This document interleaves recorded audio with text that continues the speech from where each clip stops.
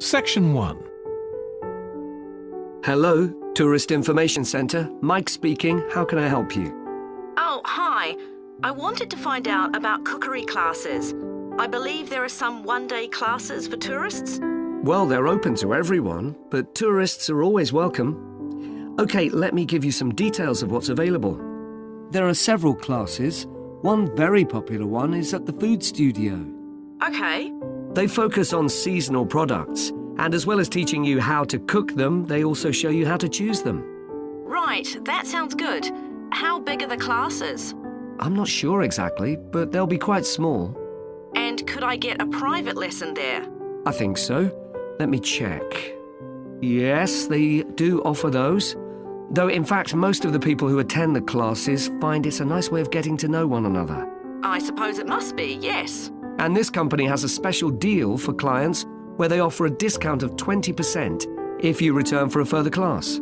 Okay, but you said there were several classes. That's right. Another one you might be interested in is Bond's Cookery School. They're quite new. They just opened 6 months ago, but I've heard good things about them. They concentrate on teaching you to prepare healthy food, and they have quite a lot of specialist staff. So, is that food for people on a diet and things like that? I don't know if I'd be interested in that. Well, I don't think they particularly focus on low-calorie diets or weight loss. It's more to do with recipes that look at specific needs, like including ingredients that will help build up your bones and make them stronger, that sort of thing. I see. Well, I might be interested. I'm not sure. Do they have a website I could check? Yes. Just key in the name of the school, it'll come up. And if you want to know more about them, every Thursday evening they have a lecture at the school. It's free, and you don't need to book or anything. Just turn up at 7:30. And that might give you an idea of whether you want to go to an actual class. OK, there's one more place you might be interested in. That's got a rather strange name. It's called the Aretsa Centre. That's spelled A-R-R-E-T-S-A. Okay. They've got a very good reputation. They do a bit of meat and fish cookery, but they mostly specialise in vegetarian dishes. Right. That's certainly an area I'd like to learn more about. I've got lots of friends who don't eat meat. In fact, I think I might have seen that school today. Is it just by the market? That's right. So they don't have any problem getting their ingredients. They're right next door. And they also offer a special 2-hour course in how to use a knife. They cover all the different skills, buying them, sharpening, chopping techniques. It gets booked up quickly though, so you'd need to check it was available. Right, well, thank you very much. I'll go and check that out. That is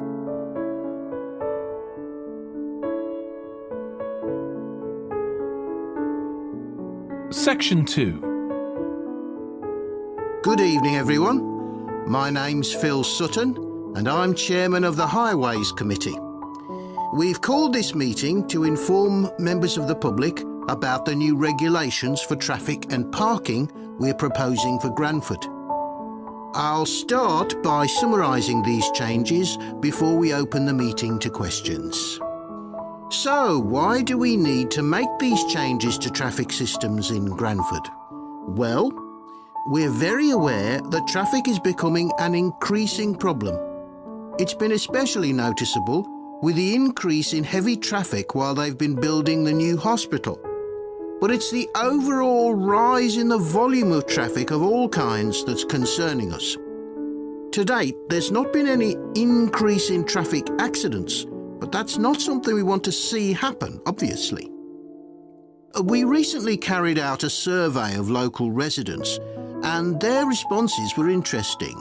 People were very concerned about the lack of visibility on some roads due to cars parked along the sides of the roads. We'd expected complaints about the congestion near the school when parents are dropping off their children or picking them up. But this wasn't top of the list, and nor were noise and fumes from trucks and lorries, though they were mentioned by some people. We think these new traffic regulations would make a lot of difference. but we still have a long way to go. We've managed to keep our proposals within budget, just, so they can be covered by the council. But of course it's no good introducing new regulations if we don't have a way of making sure that everyone obeys them. And that's an area we're still working on with the help of representatives from the police force. OK, so this slide shows a map of the central area of Granford with the High Street in the middle and School Road on the right. Now, we already have a set of traffic lights in the High Street at the junction with Station Road, but we're planning to have another set at the other end at the School Road junction to regulate the flow of traffic along the High Street. We've decided we definitely need a pedestrian crossing. We considered putting this on School Road just outside the school, but in the end we decided that could lead to a lot of traffic congestion. So we decided to locate it on the High Street, crossing the road in front of the supermarket. That's a very busy area, so it should help things there.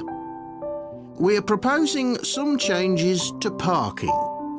At present, parking isn't allowed on the High Street outside the library, but we're going to change that and allow parking there, but not at the other end of the High Street near School Road.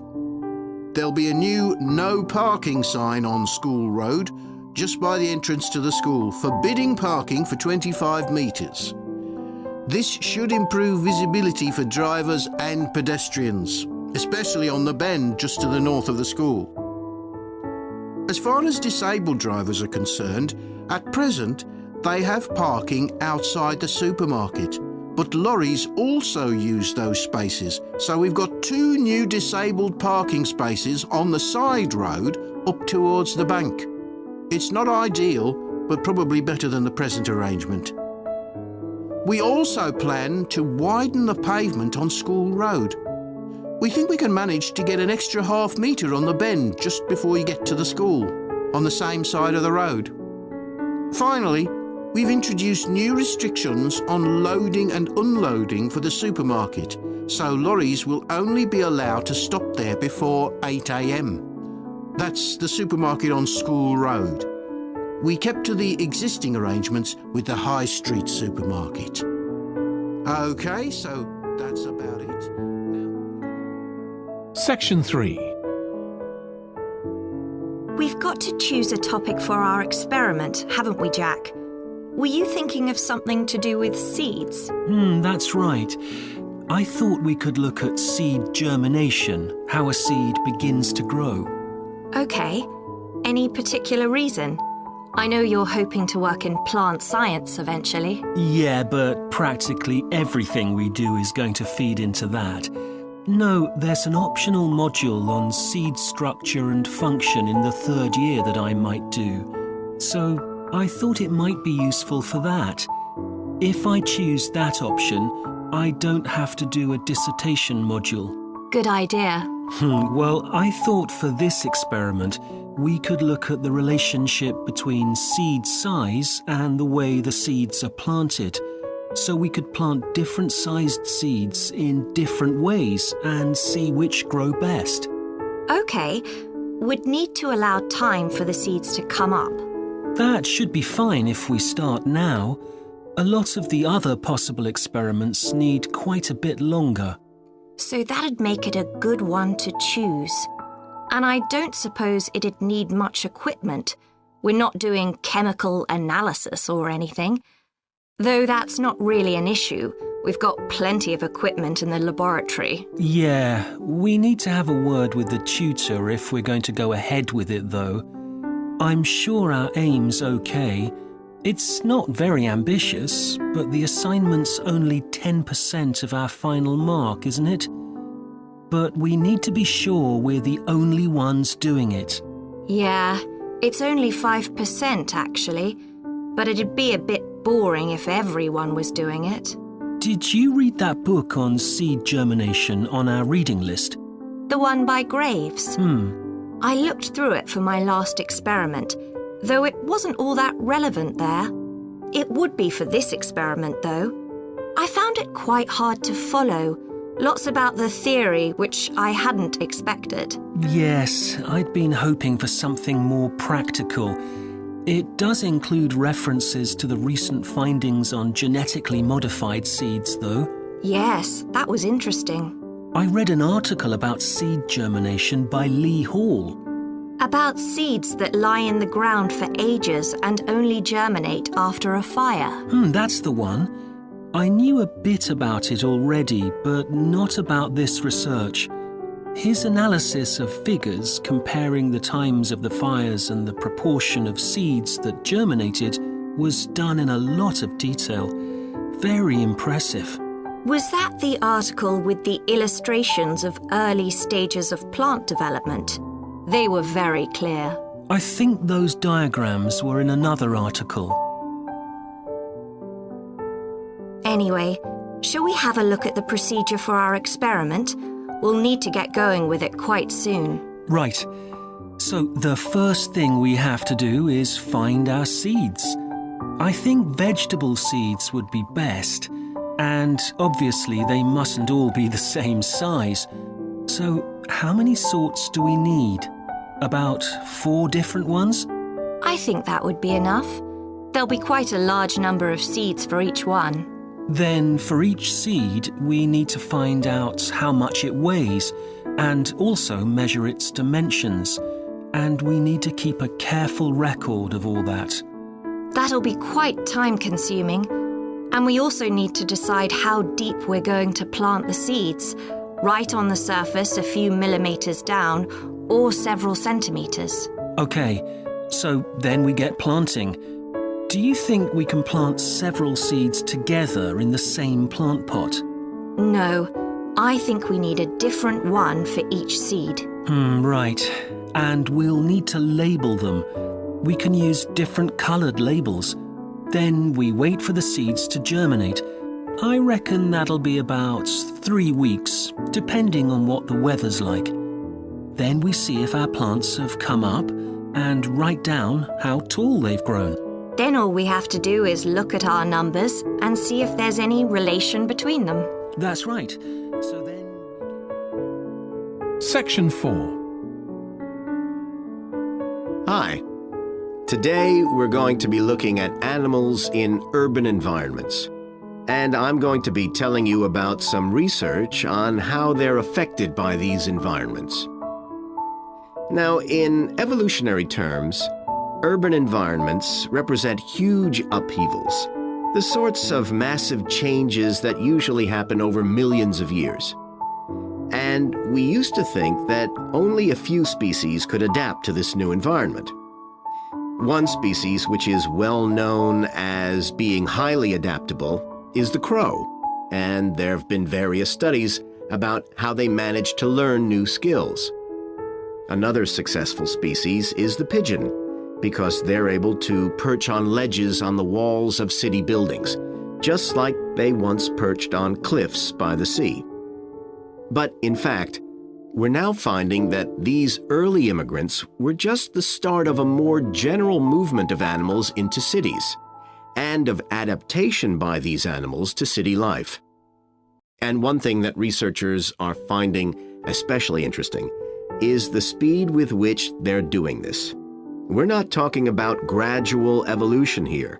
These animals are changing fast. Let me tell you about some of the studies that have been carried out in this area.